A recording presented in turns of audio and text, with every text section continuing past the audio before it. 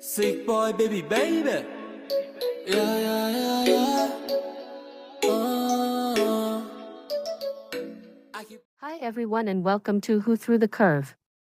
Today's narrative is called Government Cheese and New York City Dreams, a journey through the struggles of the 70s and 80s.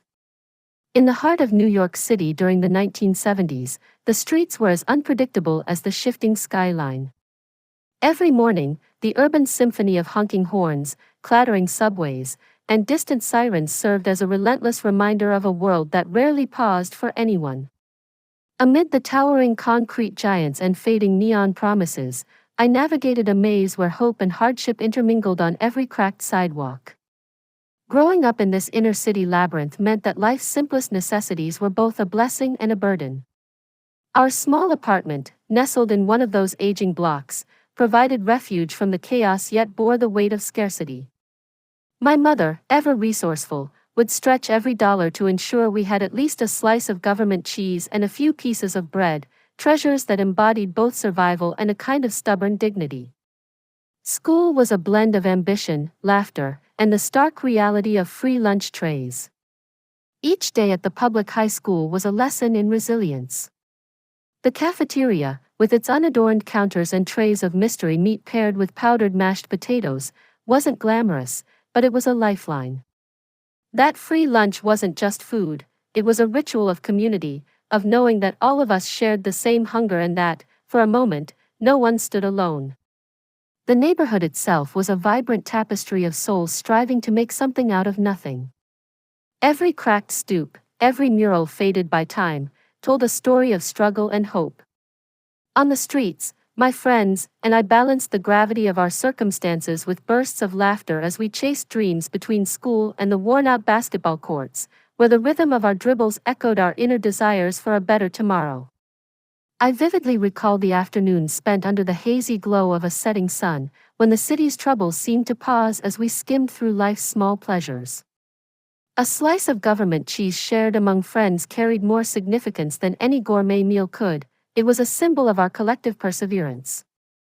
In those moments, every bite was a quiet rebellion against a world determined to keep us down. Yet, it wasn't just about survival, it was about finding beauty in the mundane. School corridors weren't just hallways, they were runways for dreams, each step echoing with a silent vow to escape the fate prescribed by poverty.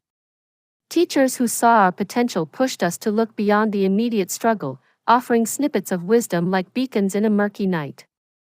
Their belief in us sculpted our aspirations from the rough clay of hardship. Evenings were marked by the persistent hum of the city, a lullaby that cut through the noise of family debates and the clatter of dishes.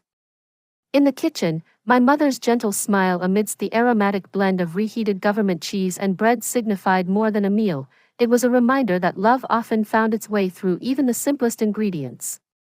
Each meal was a silent prayer that tomorrow might be kinder. The neighborhood held its own gallery of resilience, worn-down bodegas where locals exchanged news and dreams, stoops that echoed with the giggles of mischief, and parks where even the most weathered souls found time to enjoy a pickup game of basketball. Amidst faded posters and the ever-present aroma of street food, we discovered that strength was born from shared struggles and that every hardship could be softened by a caring glance or a simple word of encouragement. Looking back, the lessons of those years have carved deep channels in my heart. The free lunches, the saved slices of government cheese, and the gatherings around a worn-out table were not just acts of survival, they were the building blocks of resilience. They taught me that beauty often hides in the shadows of adversity and that every hardship, every struggle, was a stepping stone towards understanding life's unpredictable grace. Now, as I reflect on my journey from the bustling inner streets of 70s and 80s New York to where I stand today, I see a mosaic of simple moments that transformed into lifelong lessons. The modest sustenance that once nourished my body, government cheese, stale bread, and the humble free lunch, became emblematic of an era defined by persistence, community, and the undying spark of hope.